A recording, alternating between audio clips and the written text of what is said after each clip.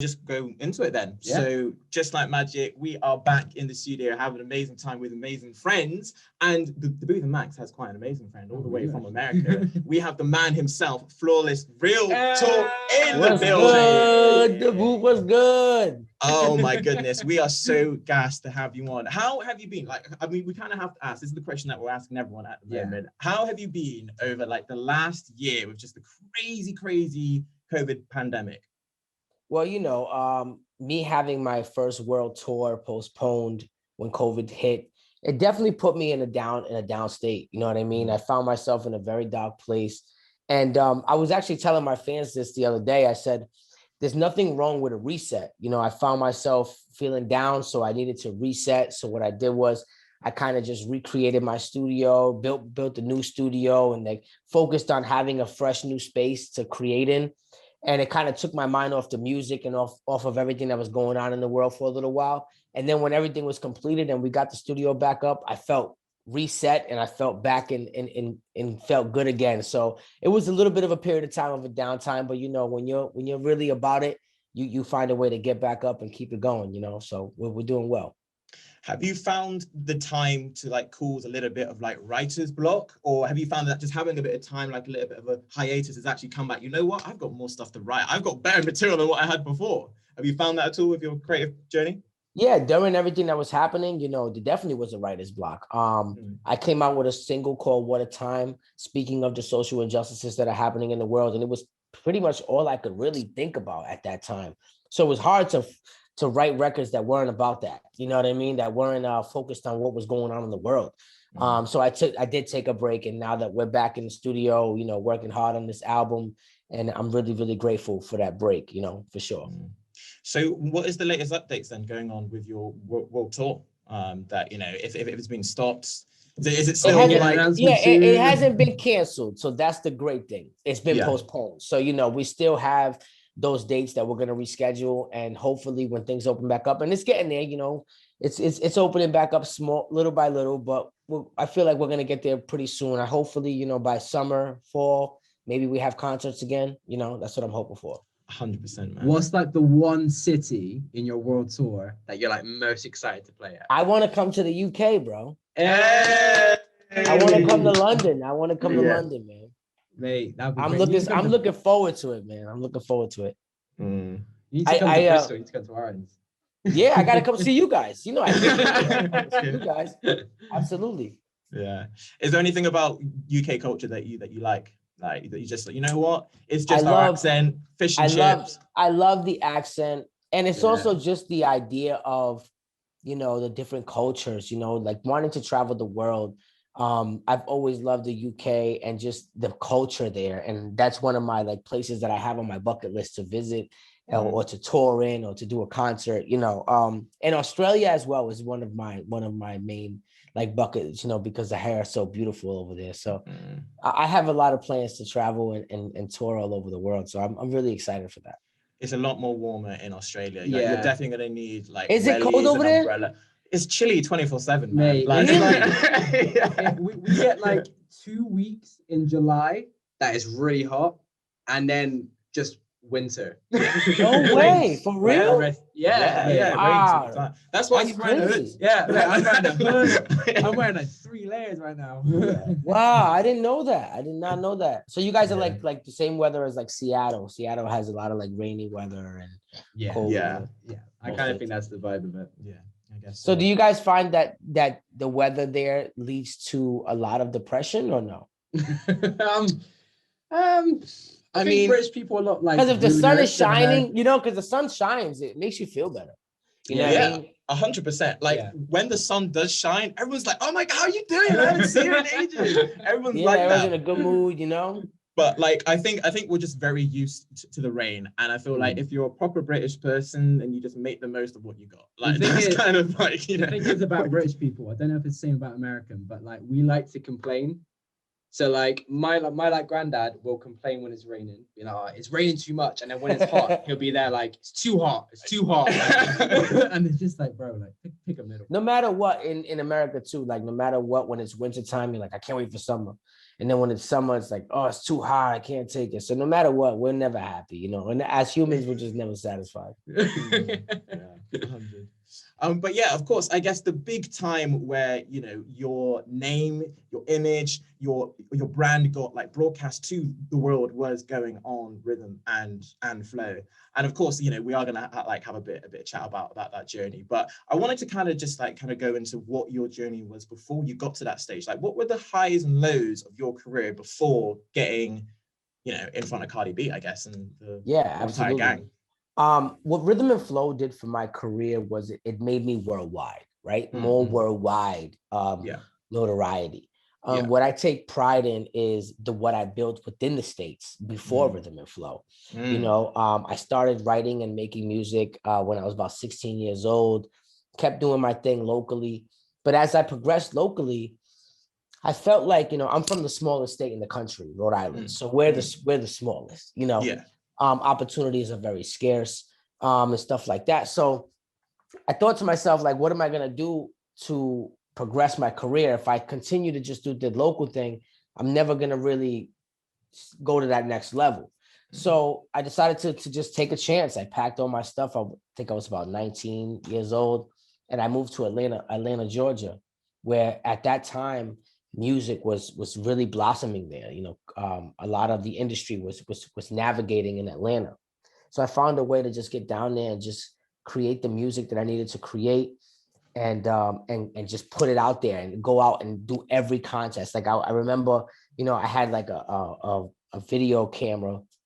It's how I was shooting all my videos and editing all my videos. I was doing everything myself at that time. I learned how to edit and mix everything myself because the studios were too, you know, it wasn't cost effective for me to be able to do that. So I just learned how to engineer and mix and master my own music and record.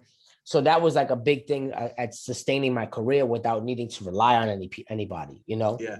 So when I went down to Atlanta, I started doing all the contests. We ended up winning a bunch of contests. We won this Wendy's competition to open up for T.I. and Ludacris and at that Phillips Arena. So we did 20,000 people at Atlanta, Georgia. And that was like a big thing for me because when I was back home, I would do these weekly shows and a lot of people would support them. And some people, we would have another side of people that was like, oh, they're just wasting their time over there. Because we only had about like the same people every week. You know what I mean? We did the same show every week. We performed our new songs. It was really just practice because from the moment I left my house in Rhode Island, I was in Atlanta. It was only 2 months later that I was doing 20,000 people.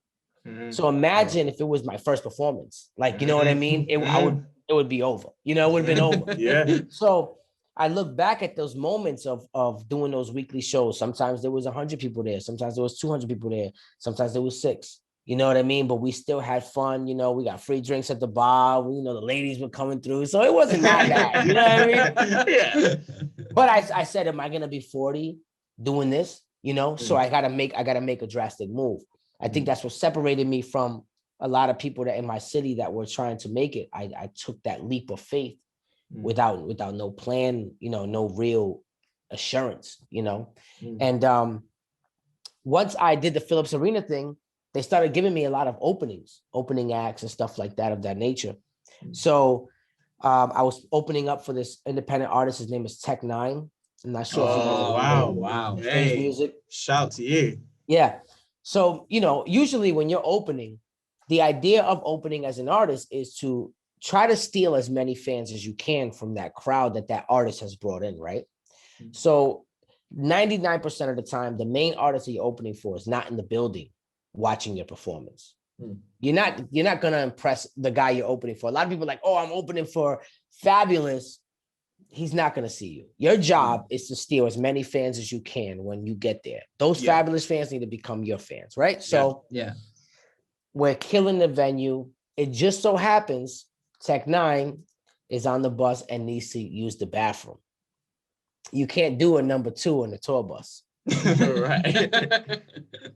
So the way that the Atlanta venue was set up, in order for you to find the green room and go to the bathroom, you have to cut through the crowd.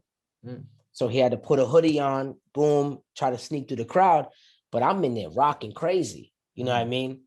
So he ends up watching my entire show. Wow. So after he watches the show, he comes up to me. He's like, man, that was incredible. You did an incredible job. I didn't expect him to see it, you know? So I'm like, word, that's what's up. And I'll admit, at that moment, I didn't even really know who this guy was, because in my city, he's not like a huge artist. He still will come here and pack a house. But he wasn't like, you know what I mean? He wasn't really talked about much. So I wasn't too familiar with him. So, and it was about 500 people in that venue at that day. So it was cool, you know? So he's like, we're about to do 48 cities. If you can figure out how to get from city to city, I'll let you come along. Wow. So at that moment, it was like, okay, I need to figure out, you know, how to finagle, you know what I mean? So we ended up getting an investor. We got our own tour bus. We figured it out. I put my logo on the bus. I was ready. Wow. It was time to go. And it was just more of a like, just making sure that I showed how serious I was at that very moment. To this guy who's, you know, I don't really know much about, but is the #1 independent artist in the world. And here I am, an independent artist. I need to go on tour with this guy to find out everything I can learn from this guy, you know? Yeah. So we go on the tour, we pull up on the bus. He's like, you got your own bus? He's like, oh, you serious? So now it's a different relationship. He's like, this guy really wants it, you know? Yeah. So we start doing the shows. I mean, we're doing like 6,000-7,000 people in the Midwest, you know? And it made me realize that you don't have to be famous everywhere in the world. You can tour where your fans are and make enough money to be a successful independent artist with merchandising and touring, because nobody knows who this guy is in my hometown, but we're in Missouri and we're doing 7,000 people. So it showed me the independent game of fame versus success. Would you say that was the first lesson that you learned? That was the very first lesson I learned. Yeah. Do I want to be famous, or do I want to build something that I own? Because this guy owns everything. I'm watching the merchandise fly off the shelves. I'm seeing $250 jerseys, and I'm watching maybe 2,000 kids with them on in the crowd. And as somebody who's just coming in, that's all I'm seeing. It's like, oh my goodness, this guy's pretty much making major artists money with his own label, killing the game, and nobody knows who this guy is in my hometown. It didn't make sense to me, you know? We're not playing him on the radio. He's not a mainstream artist. At the time, he wasn't. He's gotten features with Eminem and Lil Wayne. I mean, he's, you know, but at that time, it showed me, okay, do I need a deal, or do I need to build a label that's mine? Yeah. And from that tour, we did 48 cities. It was 2012. I never left the road. I continued to tour after that continuously. I gained so many fans from that one tour. I was just continuously touring. I was hopping on with other artists, joining tours. I would hop on with other independent artists and get their fan base to come with mine, and we would have successful tours. And I maintained that throughout, you know, my entire career. I continued to drop albums. My It's Different album came in. I dropped in 2016, 17. It's when things really started picking up. We came in number 23 on the iTunes charts, and that's my first charted like project. So I was like, okay, it's getting there, you know, continue to release videos. I have over 50 high quality videos on YouTube. We continue to just put out content and continue to like just feed the fan base and be discovered in spurts. And as we were getting discovered, we continue to grow. We got a BT site. We started getting like radio interviews. We did like DJ Clue. We did you know, Shade 45, you know what I mean? And we were getting all these interviews and killing these freestyles. So then that got us a BET cipher in 2018. So we did the BET Hip Hop Awards cipher at the award show. It was my first award show in 2018. And that cipher just really catapulted us to another level, because at the cipher, the Netflix people were there. Yeah. And that's where they found me. And they was like, hey, you know, because when I got to the cipher, that's another story. But when I got to the BET cipher, I was supposed to be like on a digital cipher, which is only like on the website, and Oh, yeah. it doesn't air on the network, and it doesn't air during the award show. And I was kind of pissed off, between me and you, when I got there, because I thought I was doing the televised one. Yeah. And I found out it was the digital one. So I'm like, I'm yelling at my manager, like I'm literally about to fire this guy. I'm like, you said it was a cipher. Da, da, da, da. He's like, oh, I'm sorry. And I'm looking at the names on the cipher, and I'm just like, this is just not what I was looking for, So I was disappointed. But then I kind of checked my ego at the door, because I realized, I said, you know something, even though I'm not on the main cipher, the same people that film the main cipher have to film me right now. Yeah. So I just gotta just show them. And next year, they're gonna put me on TV. And that was just my mentality going in. So my performance was strong. After 2 takes, they cut the cipher and they moved me to the televised cipher. Wow. So it was a moment of clarity for me, because if I would have went in there with that same negative energy, I would have gave like a half performance, half effort, just to get out of there, because I didn't want to be there after finding out that it wasn't the actual cipher. Mm. And because I checked myself at the door and checked my own ego, and I went in there with a positive attitude, God blessed me and said, okay, let's move this kid on right now. You know what I mean? And I got that TV cipher. That's when the Netflix people came up to me and said, wow, did an amazing job. Are you signed? You have your own label. Okay, that's great. We're thinking about doing a competition show. At that time, Cardi wasn't even mentioned. Nobody, Netflix wasn't mentioned. I didn't know they were the Netflix people. I just know they were just from a network. So they said, we have a streaming platform. We're going to do a hip hop show. Would you like to audition? And I was like, hell yeah. Streaming platform. That's either Hulu, Netflix, something, like, you know what I mean? So I was like, yeah. So then I did a couple rounds of auditions. I sent in some videos and stuff, and then I got to audition for Cardi on the show. And then from there, you guys know what happened. Yeah. Did you have like any hesitations when you first started, like auditioning and stuff for Ribbon and Flow? Was there anything in your head that you're like, oh, not sure Almost about didn't this? do the show. Me and D Smoke, who is the winner, were the 2 finalists, and we almost did not do the show. Because at first there was a lot of stipulations in the contract with, using our likeness and just providing like a lot of ownership over things that were like, had nothing to do with the show. And to be honest, we just weren't with it. And it got ridiculed at first by the media. And I think that's what made them change it. And they actually changed it to a cash prize only competition, which was amazing, because we didn't have to be obligated to any contracts or anything. It was like, if you win, you get the cash and you're free to go. And we was like, oh, we're good. Let's go. Yeah. So was it a deal before then that they were offering? Yeah, you had to like, it was definitely tied to like a certain deal and stuff like that, certain stipulations. And it just wasn't like artist friendly, let's just say. And Yeah. I'm glad I wasn't the only one that fought back on that, because I thought I would be the only one, and maybe they just get rid of the problem and just toss me out the side, But apparently a lot of the talented people were like, wait a minute, because they got their business in order. And I'm glad that everybody was fighting back for that, for sure. Yeah, absolutely. And what would be one bit of advice that you would give anyone that is at the beginning stage of their career, like on like how to like just make it within their city? Or I would say don't.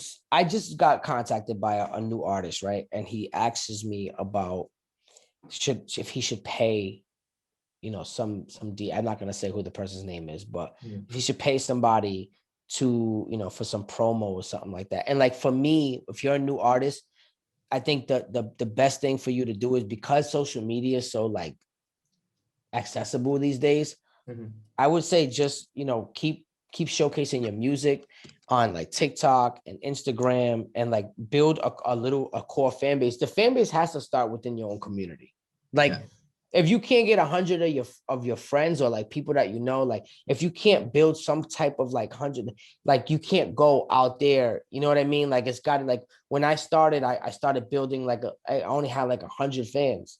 But if you sell those 100 fans your CD for $10, you're making $1,000. You know what I mean? Like, so you know what I'm saying? So it's like it has to be a growth process, unless you just, you get signed to a label somehow, you put out a song and you blow up out of nowhere and you know, you get signed to a label, it's usually a growth process. So just take it one day at a time, and you gotta start with 3 fans before you worry about having 3 million fans. Yeah.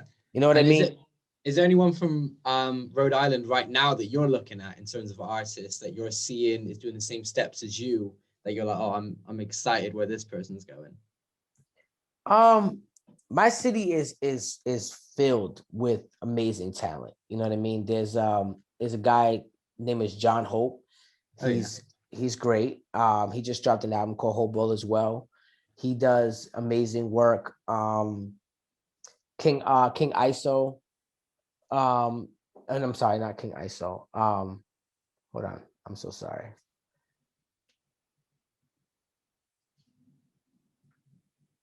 King OSF. King OSF okay. is fire. He just signed with Jonah Lucas. I don't know Really? if you guys know who Jonah Lucas is. Yeah, of course. Yeah. He just signed with Jonah Lucas, which is really dope. He's gonna be crazy. He's he's more of a new style artist. But he's just amazing talent for sure. Yes. D Gomes, another talented artist. These guys are young, you know, they're the next generation coming up in my city. What do you think your breakthrough moment would have been, like to get the success that you have now, if you didn't go on Rhythm and Flow? Just being consistent, constantly pushing out, like what you have been? Yeah, like I mean, you know, being consistent. It used to be a stressful process for me when I used to always think about the overall goal. Like I want the Grammy, I want this, I want that. And I used to like get frustrated, like watching award shows. And then like, as I started getting older, I'm like, you're worrying about the wrong things, because what are you doing right now to get there? That's what you got to focus on. Yeah. So the one day at a time mentality, putting my head down and focusing on every day, then I would look up after a year and be like, oh, wow, we did a lot. Like, you know what I mean? Like we just did the cypher, and last year we had only 9,000 followers. I remember the moment that I was on tour. I had just started a new tour, and the BET cypher hit, and I had like 9,000 followers. And when the cypher hit, it pushed me to 40K. And what I'm saying is like 40K is not famous, but it's a start, right? So 9,000 just turned to 40K overnight from me putting bars online, because all I would do is I would stand in my booth, I would go in front of my mic, and I would just rip bars over industry beats, and I'd put them online, and they just get crazy views, and like these pages will pick it up. And then next thing you know, I'm getting hit up by like DJs like, yo, come rap at my show, come rap on this show, come rap on this show. And then the bigger guys start seeing those. You take those, you submit those to the bigger ones, and then you start making your way up. The next thing you know, I'm on DJ Clue, and I use the DJ Clue to get the BT. You know what I'm saying? So it's like it's a step. It really is a step. It's like to every step. So for me, like the moment that I started thinking one day at a time, like what am I gonna do today to get closer, instead of just focusing on like all the way over there, I need to take one step at a time. So like that really made me mentally strong throughout the whole process. Man, that's making me manifest. Like I'm thinking now in my head, like my whole like life now. And then like, right, what can I do every day? No, facts. That's solid advice. Gotta work towards it every day. You gotta do something towards it every day. Like a lot of people, you know, they love my music. They like, yo, you kill the bars, you do this, you do that. The only difference between me and the people I started with is I kept going. That's the only difference. I never stopped. I found ways every single time, you know, and you will be rewarded for that if you continue to show relentless effort and determination towards what you really want in life. For real. Yeah. And if Cardi B, T.I., and Chance the Rapper weren't the judges on Rhythm and Flow, who would you have wanted to be the judges for Rhythm and Flow to give you advice? You can't pick us. Yeah, you can't pick us. Yeah, you didn't even know who we are. All right.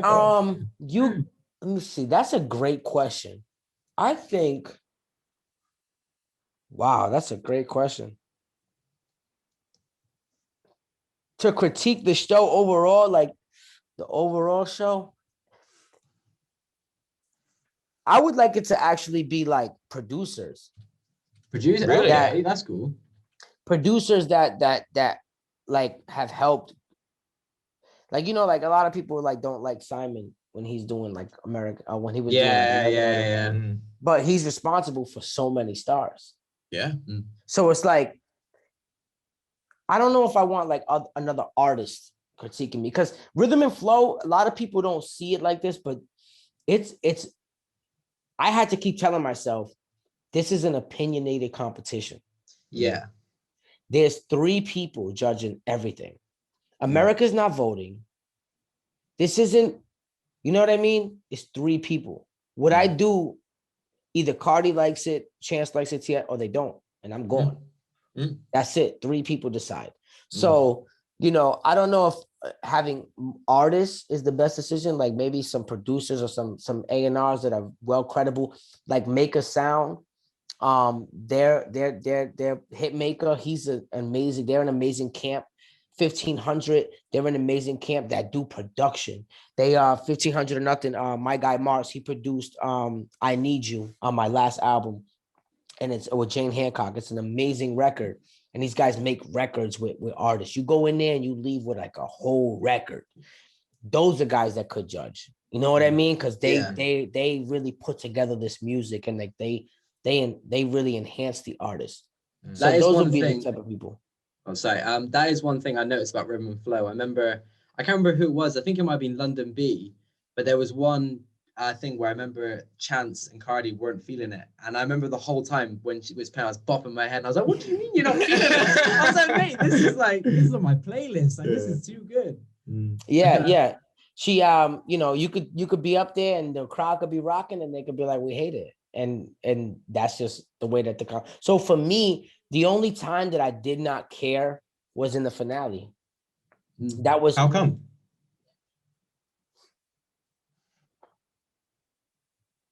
I'm not gonna say what I want to say, but I'm gonna keep it profesh. I said it in my head, so I feel better.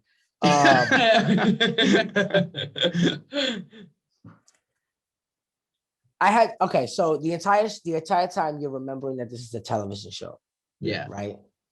So when you see certain things, like, you know, certain people go home, you're kind of like, okay, maybe that didn't make sense for TV then, opposed to maybe that person wasn't talented. Yeah. So for me, it was like, maybe I got to play the game. Maybe instead of being, because I was going to be in the cut, and I was like, I can't.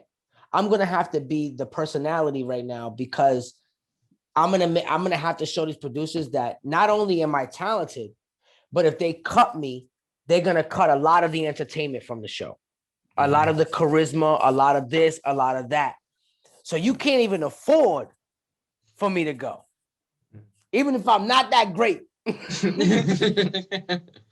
It's a game, you know what I mean? And that's just really what it was. Like it's a combination of talent, this, that keeps you in the game. It's like survival. It was like, it felt like the Hunger Games. You know what I mean? So at certain moments, I would know when to fall back, get out the way. Certain moments, I would know when I needed to be vocal, when I needed to show leadership, when I needed to be, you know what I mean? Yeah. So it was like, once we got to the finale, I felt like I knew that I wasn't going to win. So Let's just say that. Yeah. I felt like I knew I wasn't going to win. So for some reason, I was just like, you know what? You're probably not going to win this. But what you're not going to do is what they want you to do and then still not win. You're going to do what you want to do, and then you're going to go out proud no matter what. So I switched my whole direction and did a dedication to my family and to my legacy with On My Way, which wasn't the ideal thing to do for a finale. Everybody else had fireworks. Everybody else had this. I could have put a damn tank on the stage if I wanted to. But I didn't want to play the game no more. I might have been mentally drained too, to be honest, from the whole competition. And I think at the end, I was just like, all right, I'm going to do what I want to do.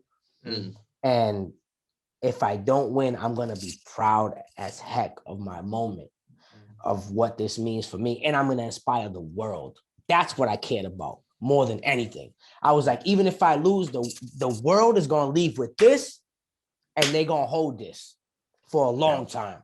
And I felt like that happened. I felt like I went out there, executed. I did it with what I felt was right for my legacy. I didn't win, but I was still proud of that night. Like I wasn't sad. I wasn't mad. I was just like, wow, that was a great moment. And I can't wait for the world to see it. And then the world saw it and it did what it did. And I just felt so amazed by it. You know what I mean? And every time I look back at this, and Netflix is forever. So every time I see that performance or I see it on somebody's timeline, I have a sense of pride.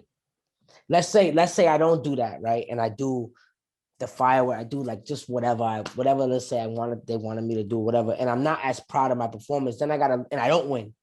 Now I got to look back at that performance and kind of cringe at it all the time and avoid it and not be as proud of it as I could be. So I controlled that moment and I'm proud of it. Yeah, for sure. Yeah. 100%. And I think I've taken away a little bit of advice from what I've seen, just like watching videos of you, is that you said that you always take like a milestone that you make, you help it to generate your next move and your next milestone. So Rhythm and Flow, big milestone, like jumping over miles, basically. How has this like helped you move on to your next milestone? Oh my God. The moment I got off Rhythm and Flow, I immediately went down to William Morris, which is the biggest talent agency in the world. And I signed with William Morris, and they are my now booking all of my tours. And that alone is a huge deal. I went and got Patriot Management, Lauren, with Patriot Management with Live Nation. So I got Live Nation Management. Wow. So I took plenty of meetings with major labels. We got in the door of every major label, and we just didn't come to terms for a deal. I decided to stay independent even after the show, and just hire the team that I need to do what I need to do. Now, that's why, you know, I signed WME. I got the management. We're booking the world tour. So now the snowball is going, and COVID froze my snowball, you know? So we're literally here now, like here. And I'm hoping that it thaws out and the snowball can keep rolling. So that's really what I did as soon as Rhythm and Flow was over, and put out music. I put out an album, which came in number 4 on the charts this time around, opposed to number 23.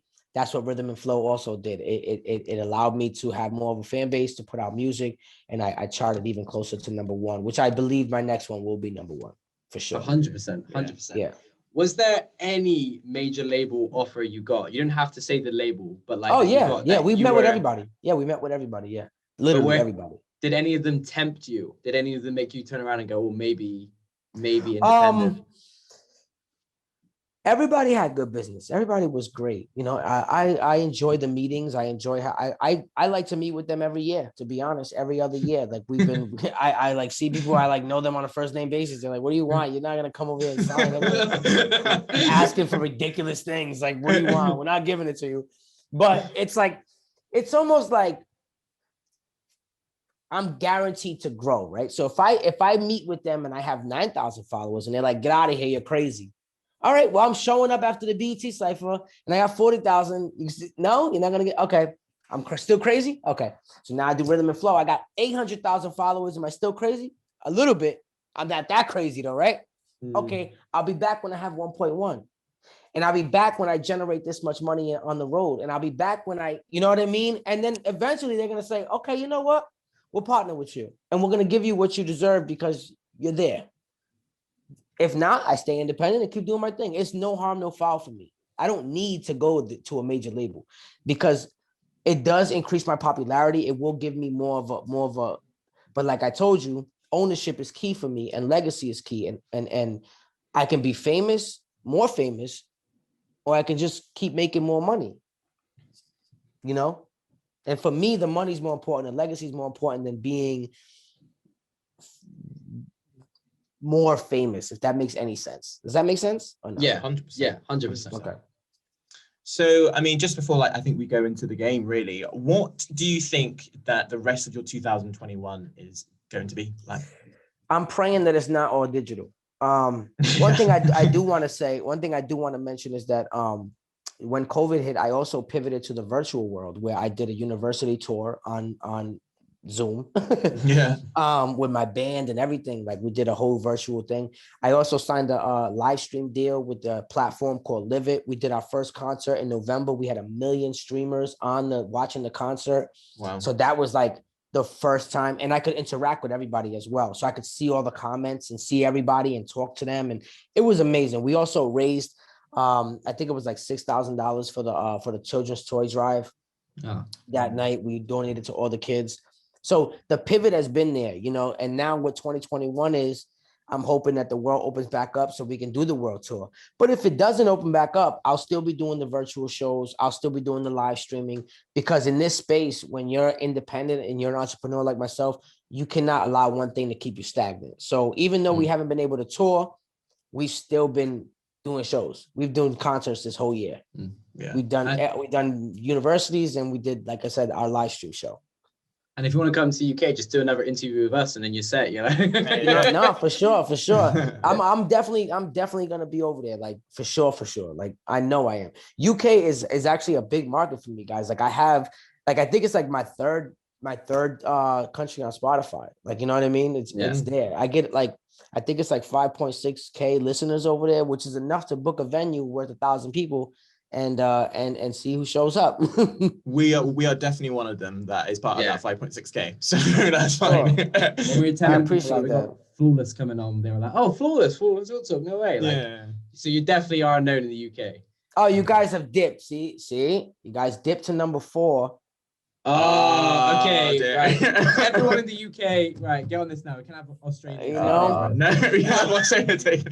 They got the weather. They got. I just mentioned Australia. That's why they came in strong. They came in strong. They can sense it. There's some guy like tapping on his phone, like right. Yeah, it's Australia. Right. So this Flawless. Are you ready? This is the game we're about to play. Okay. And is it on the screen? No, this is just for me. We don't have that budget. So. Yeah. This is going to be you two against each other. He doesn't know the answers. I don't know anything. Okay. I'm facing you. Daboothe versus Flawless. We're going down. All right, we're going down. We're on it. Let's do it. I feel like he's got competition experience. Yeah. I mean, he really does. Yeah. I'm very competitive. I don't want to. What is it about?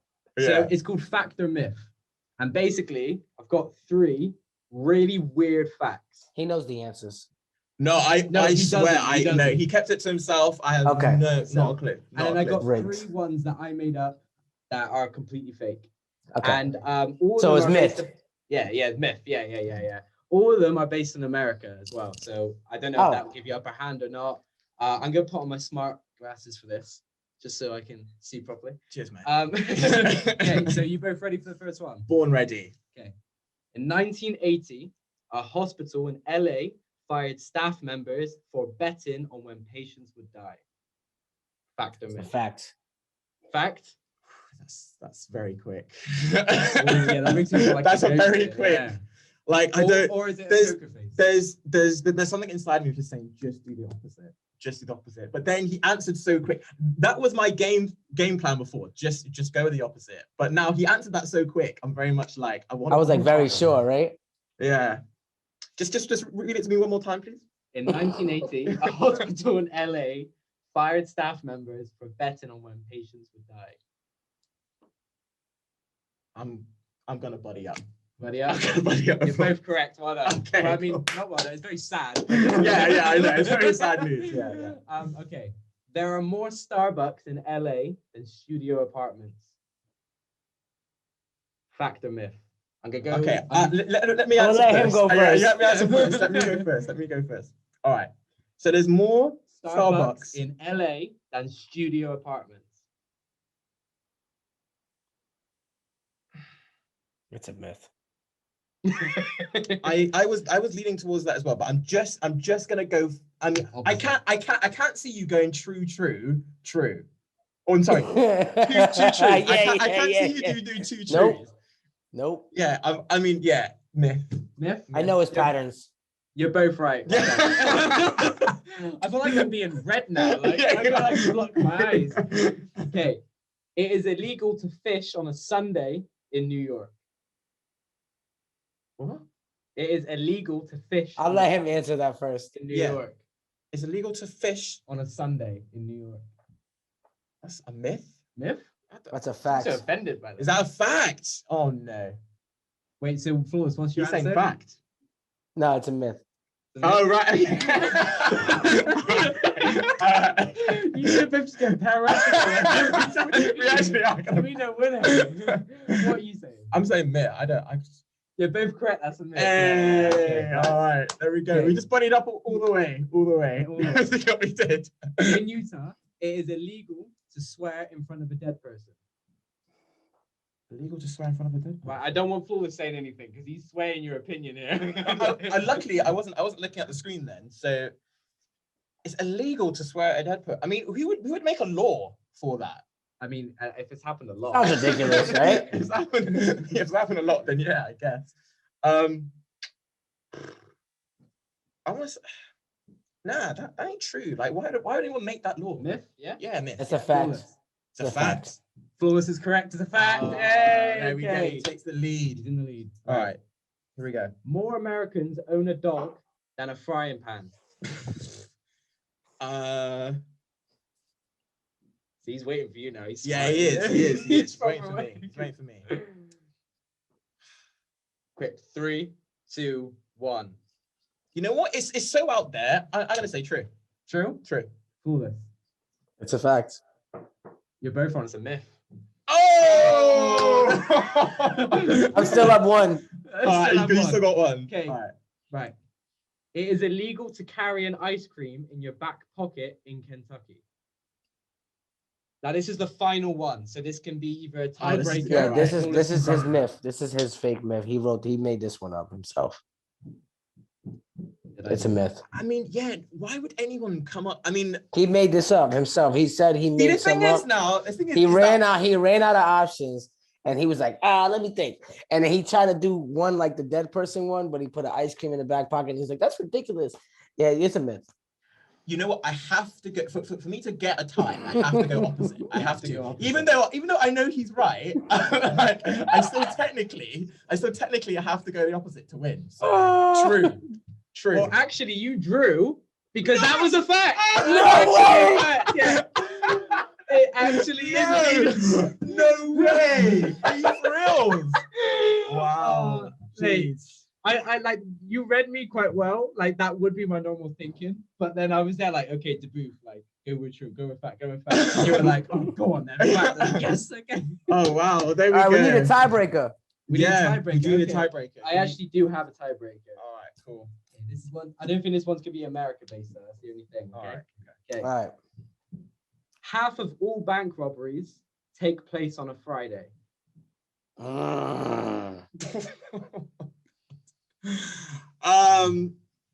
Well, either way, I'm gonna go opposite to what you say. So You got to guess first. you want me to guess first? Yeah, I've been yeah, guessing first 50% of the time. All right, okay, all right. It's true. It's Oh, true. true? Friday You is saying true? payday. Friday's payday. Friday's payday. False. I'm saying it's not true. Congratulations, Flawless. You win. There you go, mate. I was like, why would you rob a bank on a Friday? Everybody cashes their check on Friday. There you Go go. to the club on a Saturday, you know, Yeah. like, chill with your winnings. Yeah.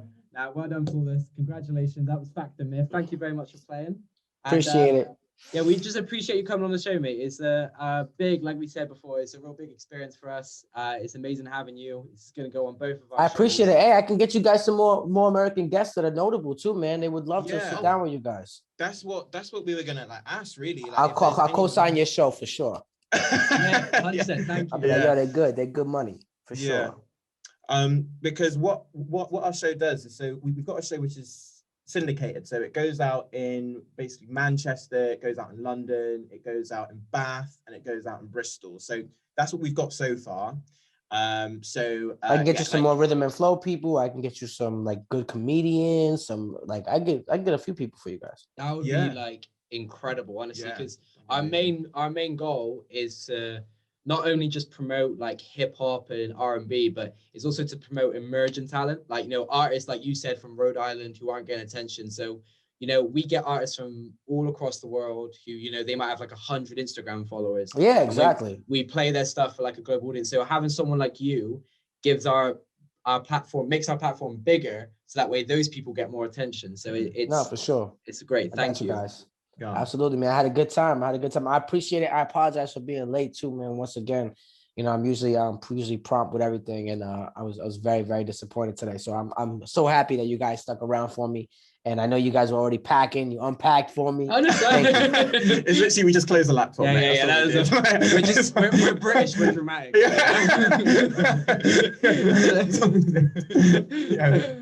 I apologize, guys. But once again, thank you guys so much for sitting down with me, and I can't wait to connect with you guys again. Yeah, 100%, man. And if there's any songs as well that you're putting out, we're happy. Yeah, when I yeah, of course, I'll send you guys like new records and stuff too. And when I drop the album, or I'm ready to promote the album, we'll do this again. Yeah, that sounds awesome. great, man. I'll add you guys to like the media run. You know, I'll put you guys in, boom. Oh, mate, that'd be incredible. Thank you so that'd much. be great. Thank you. All right, man. All right, Cool. Much love, guys. Thank you. No worries. Cheers, mate. Catch you later. Talk to See you you later. Bye. Thanks. Bye-bye.